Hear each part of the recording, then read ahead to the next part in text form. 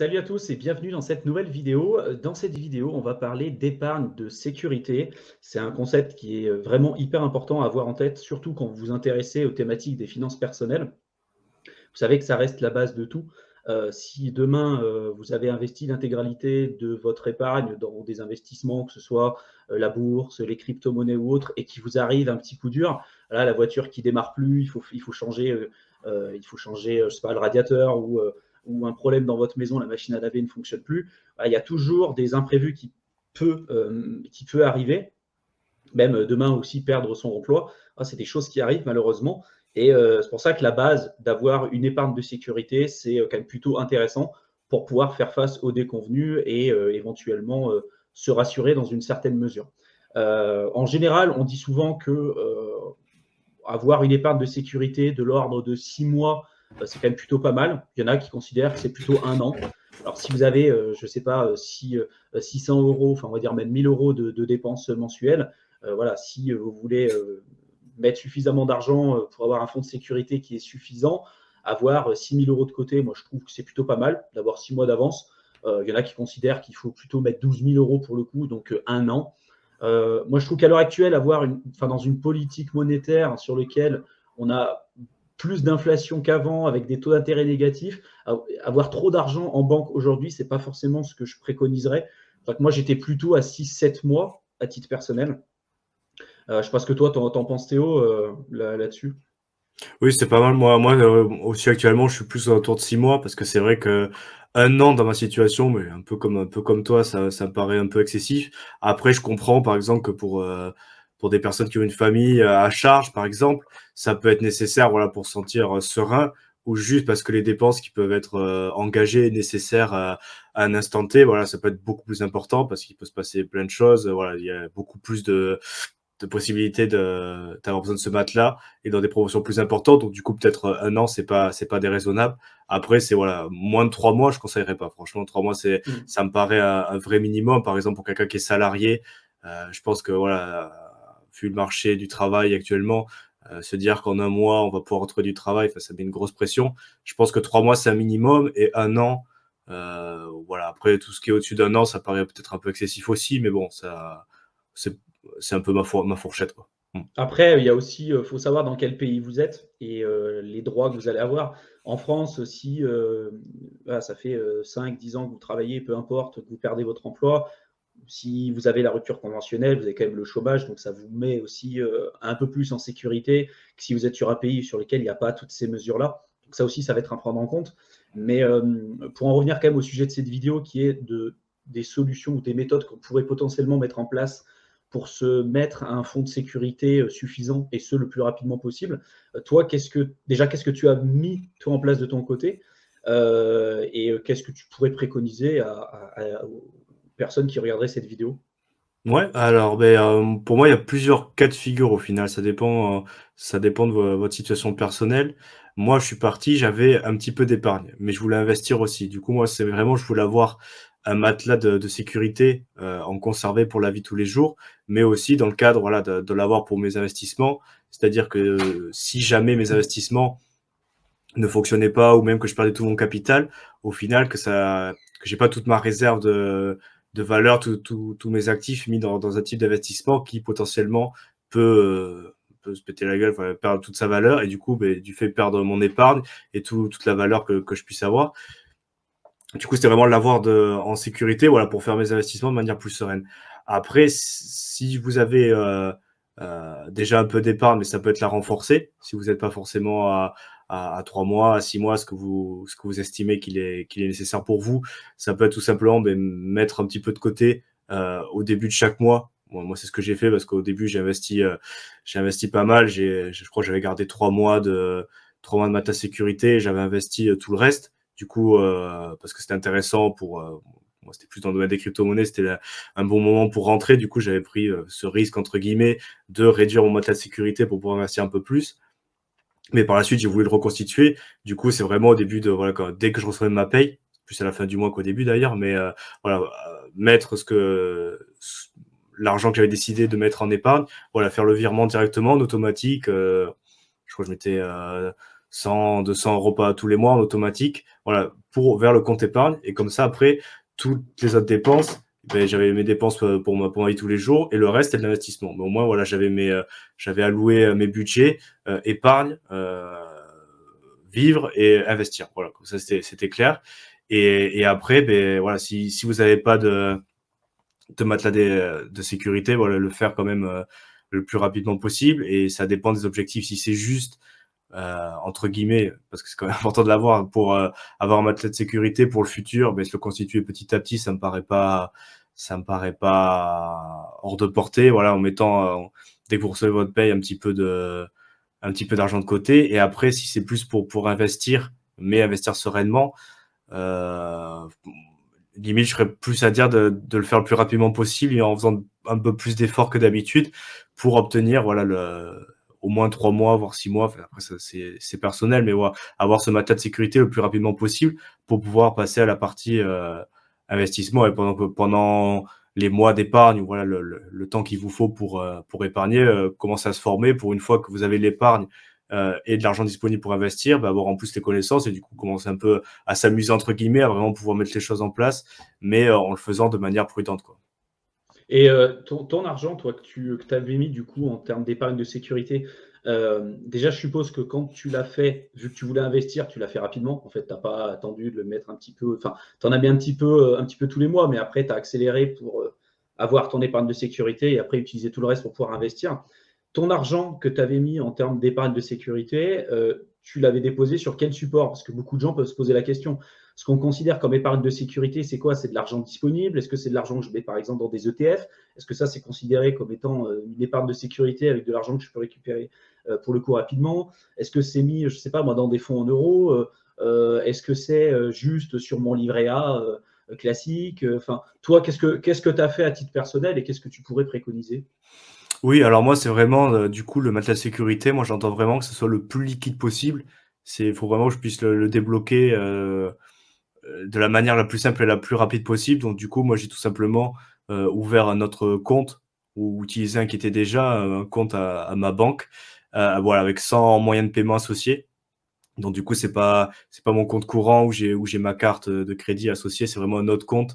Alors, je sais pas si c'est un livret A ou comment ça s'appelle très exactement parce que voilà, je suis pas très calé sur les produits bancaires, mais voilà, c'est un compte à part qui n'est pas mon compte courant et qui me permet, voilà, je peux y toucher qu'à travers virements CEPA, voilà, des virements bancaires.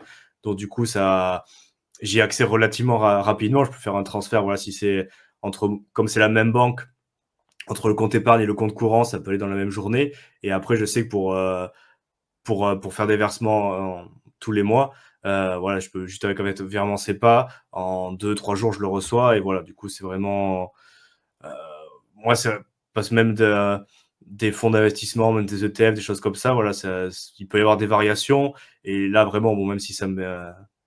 Voilà, je préférerais pas en avoir besoin, mais comme on sait jamais, c'est vraiment cette idée du matelas de sécurité, c'est d'en avoir besoin en cas de coup dur et comme on peut jamais prévoir.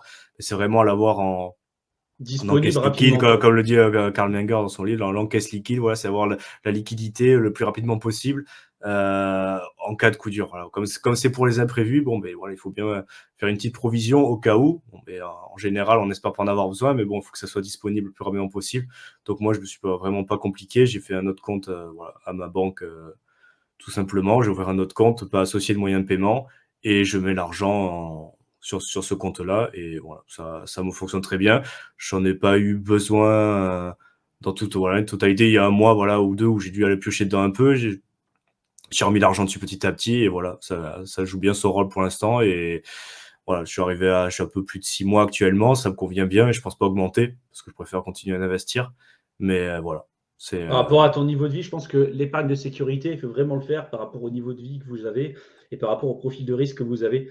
C'est-à-dire qu'on considère, voilà, si on a, et ça c'est le côté théorique de la chose, de dire, voilà, si on a 1000 euros de dépenses mensuelles, si on veut avoir 6 mois de côté, ben, on met 6 000 euros. Mais c'est vrai que si derrière, ben, on prévoit, enfin, on a des enfants, peut-être les changer d'école aussi, en plus, notre femme peut être amenée à perdre son travail, ben, ça va pas être la même chose, on va peut-être prévoir un petit peu plus. Enfin voilà, tout ça, ça va être adapté en fonction de votre situation personnelle.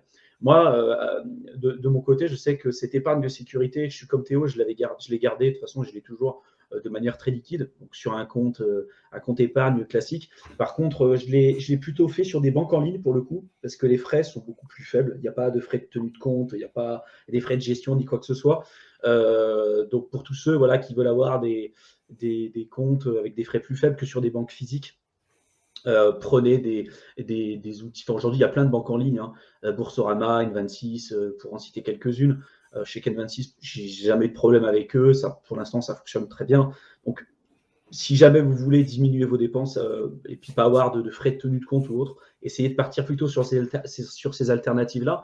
Et après, qu'est-ce que tu pourrais donner qu'est-ce qu'on pourrait donner comme outil ou comme méthode pour permettre aux gens de se créer, on va dire, une épargne de sécurité le plus rapidement possible. Parce qu'il y a peut-être beaucoup de gens qui regardent cette vidéo et qui disent ouais, mais moi, je sais pas, je gagne 1300 euros, j'en dépense 1200 pour me faire rapidement une épargne de sécurité, c'est quand même compliqué, quoi. Donc, qu'est-ce que tu ferais, toi? Qu'est-ce que tu as mis en place, toi, de ton côté? Et puis voilà, essayer de donner quand même quelques outils, quelques méthodes. Bah, après, je pense qu'il faut effectivement, faut avoir bien dans la tête ce qu'on gagne, ce qu'on dépense tous les mois pour voir ce qui est disponible à la fin du mois. Après, voir si on peut baisser. Voilà, si on peut baisser les dépenses, j'entends, hein, dépenser moins pour pouvoir mettre plus de côté. Et dans le cas où c'est pas possible, eh bien, il va falloir trouver moyen de gagner un peu plus d'argent. Donc là, après, c'est voilà, on a déjà évoqué le sujet sur d'autres vidéos. Il va falloir trouver un moyen de rentrer un peu plus d'argent pour pouvoir mettre plus de côté. Et là, après, du coup, il y a plein de solutions. Bon, mais nous, si on est là aujourd'hui, c'est parce qu'on afficionne, on est plus pour peut-être commencer une petite activité en parallèle, en ligne ou même en physique d'ailleurs. Mais voilà, toujours l'idée de développer un petit quelque chose à côté de sa source de revenus principale et voilà, trouver un moyen, dans tous les cas, d'augmenter ses revenus pour pouvoir épargner plus et plus rapidement au final. Parce que c'est vrai que si la marge de manœuvre est très faible, on parle de voilà quelques 50 euros, 100 euros par mois, c'est vrai que pour se constituer, par exemple, si on est dans le cas de quelqu'un qui a une famille, constituer 6 ou même un an de vie avec ces niveaux-là d'épargne, ça va être très très long, quoi. Donc s'il y a pas moyen de baisser les dépenses, la seule possibilité, ça va être d'augmenter les revenus. Et donc là, voilà, il y a plein d'autres de possibilités qui s'offrent à nous. Et en fonction voilà, des objectifs qu'on se fixe, il va falloir mettre l'effort derrière qui va avec, en sachant voilà, que ce sera toujours, plus il y aura d'efforts, plus il y aura de temps passé à essayer de mettre des choses en place. En général, voilà, plus il y aura de récompenses. Après, je pense que comme tu dis, il faut se poser la question déjà de ce qui est essentiel ou pas. Par exemple, je sais que des fois ça fait mal, mais si aujourd'hui vous êtes abonné à des trucs comme Amazon Prime, comme Spotify, comme Netflix, il y a plein de systèmes comme ça, abonnement. Après, il faut se poser la question, est-ce que c'est vraiment indispensable pour vous? Est-ce que vous ne voulez pas plutôt mettre ça de côté et puis de vous dire, bah, tiens, cet argent-là, je l'utilise plutôt pour épargner et puis faire mon épargne de sécurité et après pouvoir éventuellement investir? Enfin voilà, nous, on s'est posé toutes ces questions il y a ça maintenant plusieurs années. On a d'ailleurs décidé de vivre avec un niveau de vie bien plus bas que ce qu'on pourrait avoir comme niveau de vie avec le niveau de salaire qu'on pouvait avoir à l'époque. Moi, je sais que maintenant, je suis libre financièrement, je ne suis plus dans un job salarié, mais à l'époque, je vivais avec 600 euros par mois et peu importe les revenus que j'avais, même à un moment donné, quand je gagnais avec juste mon job salarié, quand c'était plus de 3000 euros net mensuels, j'ai continué de vivre avec 600 euros par mois et c'était charges toutes comprises. Alors, je n'avais pas de voiture, hein, je n'avais pas d'enfant. Voilà, je vivais dans un appart qui était entre guillemets un peu miteux pour le coup. Il n'y avait pas de balcon, il n'y avait rien. Donc, avec la crise sanitaire, c'était quand même compliqué quand on était bloqué chez nous, parce que c'était quand même un clapier, quoi, l'endroit où je vivais. Donc voilà, après, il faut savoir là où est-ce que vous êtes capable d'aller, ce que vous voulez faire. Mais après, il n'y aura pas de solution miracle pour le coup, hein. C'est-à-dire que je suis plus partisan. Si je devais faire un choix, je pense que l'idéal, c'est de faire les deux, hein, de baisser ses dépenses, de ne pas augmenter son niveau de vie, d'épargner pour après pouvoir investir, tout en essayant de gagner plus d'argent. Voilà. Et pour ça, il y a plein de manières de le faire. Négocier son salaire, avoir des nouvelles compétences, développer un business en parallèle. Moi, c'est ce que j'ai fait. pendant 4 ans et demi, j'ai gardé un niveau de vie bas, j'ai essayé de gagner le plus d'argent possible, j'ai développé une activité en parallèle sur mon temps libre, je partais pas en vacances, etc. Et puis tout l'argent qui était généré par toutes les sources de revenus, c'était automatiquement épargné et investi. Donc, ce qui m'a permis d'atteindre la liberté financière en 4 ans et demi, peut-être que d'autres personnes, il leur aurait fallu, je ne sais pas combien de temps, mais des dizaines d'années, quoi. Donc ça a été des sacrifices énormes. Ça a été une vie, à mon avis, que beaucoup de gens n'auraient pas pu supporter d'avoir parce que ça a été vraiment très difficile, à la fois d'un point de vue personnel, d'un point de vue professionnel, enfin, tout gérer, faire double ou triple journée tous les jours, c'est vraiment dur. Et de le faire ça sur une aussi longue durée, c'est vraiment compliqué. Je pense qu'on ne s'imagine pas, mais on a toujours l'idée en tête, ouais, le business en ligne, c'est pas compliqué, on fait des vidéos YouTube et tout. Et puis, quand on commence à le faire, la première semaine, le premier mois, puis le deuxième mois, ça commence à être compliqué. Et quand il faut le faire tous les soirs, c'est-à-dire que tous les soirs, on fait nos 9 heures, enfin toute la journée, on fait nos 9 heures de boulot salarié. Le soir, on rentre, on doit encore travailler 4-5 heures sur notre business. Et puis le lendemain, on recommence et on recommence et on recommence et on recommence. Le week-end, on travaille dessus. En vacances, moi personnellement, je ne partais pas en vacances. Je faisais que travailler pour ça. Donc, c'est un, on va dire, c'est un niveau, on va dire, d'engagement et de détermination qui est juste complètement dingue. Si c'était à refaire, je pense que je le ferais différemment. Je pense que je prendrais plus de temps. Je ne ferais pas ça en 4 ans et demi, je le ferais peut-être en 8, 9, voire peut-être même un peu plus, peut-être 10 ans. Et au final, c'est très bien aussi. Parce qu'à côté, voilà, ça m'a fait mettre de côté beaucoup d'échanges avec des amis, des nouvelles rencontres que j'ai pas pu faire, des nouvelles expériences que j'ai pas pu faire. Je m'étais enfermé dedans et j'ai eu de la chance aussi, au final, de sortir du tunnel, c'est-à-dire d'avoir quelque chose qui, au final, fonctionne, qui réussit et d'arriver à atteindre cet objectif. Je pense qu'à l'époque, j'étais tellement borné que je rentrais dans le tunnel, je savais pas quand est-ce que je ressortais, mais que de toute façon, une fois que j'étais dedans, je disais non, mais je vais y arriver, je vais y arriver, je vais y arriver. Et si ça avait duré pendant 15 ans comme ça, je pense que je me serais cramé la santé et voilà, ça se serait terminé comme ça parce que j'étais trop borné en fait, je pense, que sur ce que je voulais faire et je voulais pas m'écouter. Il y a cette mentalité un peu sur Internet, surtout américaine, là, du no pain, no gain, il faut souffrir pour y arriver et tout, qui est pour moi très délétère pour beaucoup de gens. Et moi, je l'avais vraiment assimilé à fond, quoi, cette mentalité-là.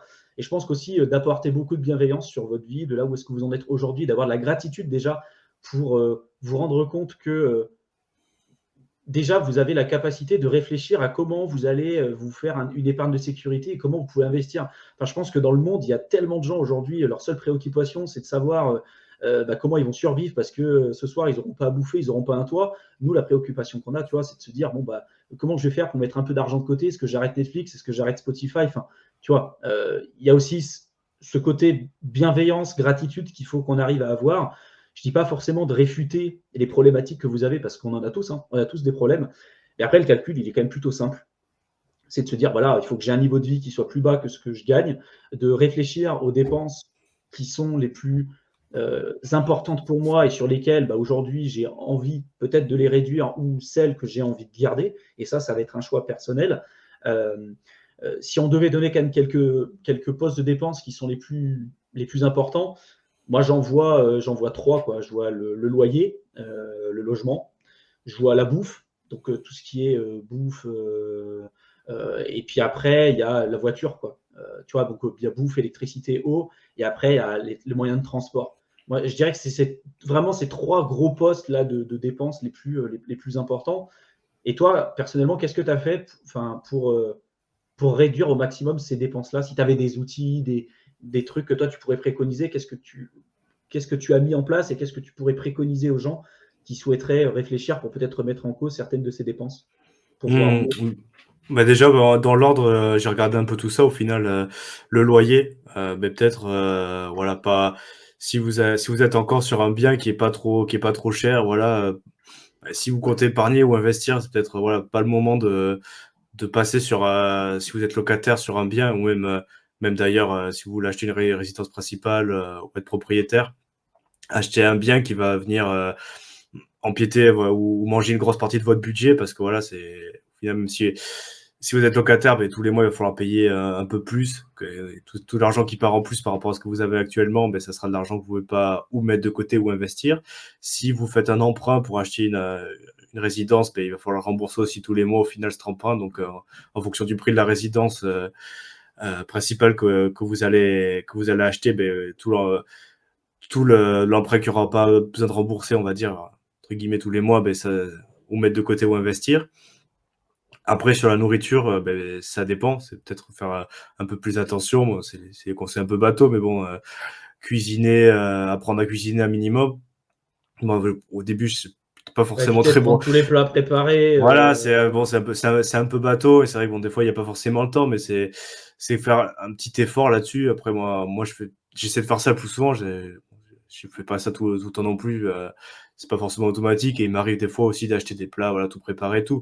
Mais je me suis rendu compte, voilà, de faire l'effort de cuisiner un petit peu, par exemple le dimanche, faire ce qu'on appelle un peu meal prep, préparer ses repas, pas forcément pour toute la semaine, mais au moins pour le début de la semaine, qui souvent, on rentre le lundi soir, le mardi soir, on n'a pas forcément très envie de faire à manger, mais d'avoir préparé un peu dimanche, je sais pas, faire un tupper avec du riz en plus, avoir fait cuisiner, je sais pas, un peu de viande avec des légumes, et avoir fait une quantité assez importante pour quand on rentre, ne serait-ce que le lundi, mardi, mercredi soir, avoir déjà ça de prêt. Déjà, ça fait gagner un peu d'argent, puis ça fait gagner aussi du temps, voilà, de se dire, bon, je rentre, je peux faire ce que j'ai envie de faire, je peux bosser sur mon business, je peux aller voilà, faire mon hobby, et au final, je sais que voilà, je sais ce que je vais manger, et c'est déjà tout prêt, donc ça, c'est déjà appréciable.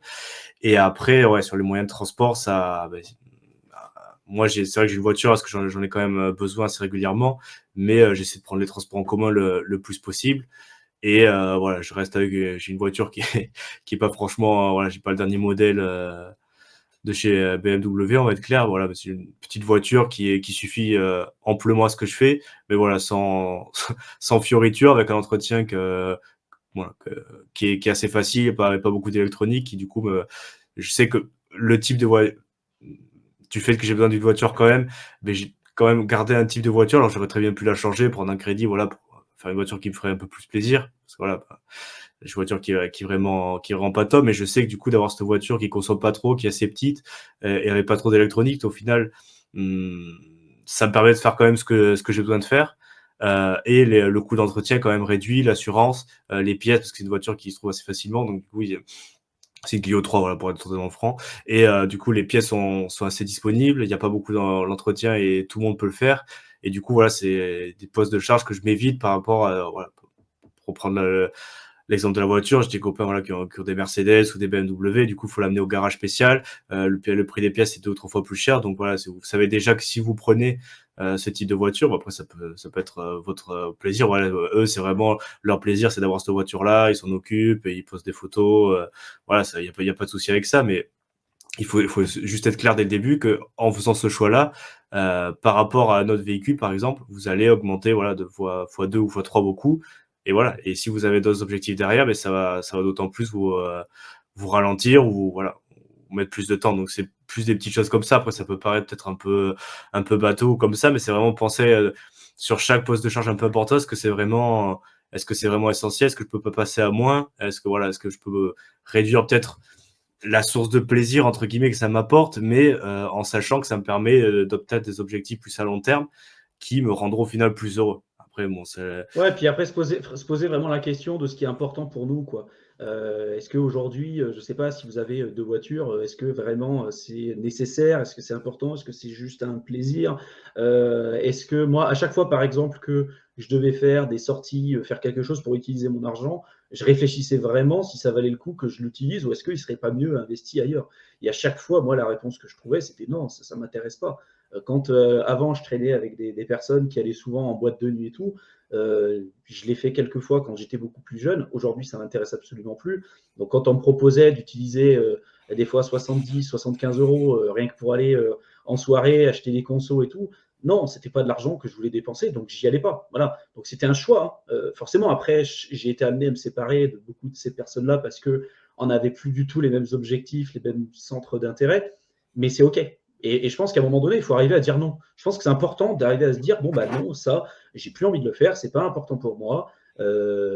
Tant pis si les gens pensent que je suis un radin, mais c'est pas ça. C'est-à-dire que je pense que il y a une vraie déconnexion aussi entre penser qu'on est radin et faire attention à ce qu'on fait avec son argent et de l'utiliser vraiment à bon escient. Tu vois. Moi, d'utiliser des fois avant même 5 € pour acheter un t-shirt, ça me faisait chier parce que j'en avais plein. Par contre, dépenser des dizaines de milliers d'euros pour investir, pour acheter des formations, pour aller à des masterminds ou peu importe, ça, je le faisais sans aucun souci parce que c'était important pour moi et parce que j'y voyais un intérêt. Et voilà, donc je pense que tout ça, c'est des choses qu'il faut comprendre, qu'il faut faire vraiment par rapport à sa situation personnelle. Il ne faut pas se blâmer non plus si on n'arrive pas à faire autant que les autres. On est tous partis d'un endroit qui est différent. Il y en est tous partis aussi du début. Hein. Si vous commencez, bah, c'est normal que bah, vous avez peut-être fait des erreurs avant. Si vous avez acheté votre voiture à crédit et qu'aujourd'hui, bah, ça utilise une bonne partie de votre épargne, bah oui, bah, vous l'avez fait, mais comme des milliers de personnes en France. Et donc, bah, oui, c'était peut-être pas la meilleure décision à faire. Et aujourd'hui, c'est pas trop tard. Ah, vous avez un cerveau, vous avez deux mains, vous êtes en bonne santé. Enfin, je suppose que pour la plupart d'entre vous, vous êtes en bonne santé. Donc, il n'y a pas de souci. Vous pouvez aujourd'hui remettre la barre peut-être un petit peu plus droite et vous focaliser sur ce qui est le plus important pour vous. Et je pense que c'est vraiment le B à bas de ce qu'on va dire dans cette vidéo, c'est vraiment de faire les choses par rapport à vous et uniquement par rapport à vous, par rapport à votre situation personnelle et non pas essayer de vous comparer par rapport aux autres, parce que là, ça crée beaucoup de frustration, ça crée beaucoup de mal-être. Et voilà, on sait qu'il n'y a rien d'égalitaire dessus, on n'a pas eu tous la même éducation, on ne part pas tous du même point, on n'a pas eu les mêmes chances dans la vie. Et donc, voilà, je pense que c'est important aussi de se dire qu'est-ce que je fais par rapport à moi, où est-ce que j'ai envie d'aller et toujours d'y aller un pas devant l'autre. Si aujourd'hui, bah, ce que vous arrivez à faire, c'est mettre 50 € de côté, bah, c'est déjà très bien. Il y a beaucoup de gens qui vivent à crédit toute leur vie parce que ils n'arrivent même pas à mettre un sou de côté. On est le 5 du mois, ils n'ont déjà pas d'argent, donc ils sont obligés toujours d'emprunter, avoir des agios. Et voilà, c'est une spirale infernale en fait. Si déjà vous arrivez à mettre un peu d'argent de côté, vous faites partie déjà, on va dire, des privilégiés et beaucoup moins des personnes à risque. Donc voilà, je pense qu'on a déjà fait le tour de ce sujet. On ne va pas forcément prendre plus votre temps que ça. Je vous mets comme d'habitude 2 liens importants. Le premier, c'est vers la chaîne de Théo. Je vous mets le lien dans la description de la vidéo. Il parle de tout ce qui est lié à l'investissement, le domaine des crypto-monnaies, etc. Donc pour tous ceux qui voudront en savoir un peu plus sur cet écosystème, notamment celui des cryptos, n'hésitez pas à rejoindre sa chaîne. Et je vous mets également aussi le lien vers le programme de formation sur plusieurs jours où je vous explique concrètement comment j'ai fait pour atteindre la liberté financière en moins de 4 ans et demi en partant de zéro. Donc, pour tous ceux qui s'intéressent un petit peu à cette thématique-là, n'hésitez pas à cliquer dans la description, rentrer votre adresse mail et sur plusieurs jours, voilà, vous aurez accès à tout un tas de vidéos qui vous donneront des informations supplémentaires sur les notions qu'on a déjà pu évoquer ensemble sur cette chaîne YouTube. Je vous souhaite une excellente fin de soirée à tous et je vous retrouve dans une prochaine vidéo. À bientôt.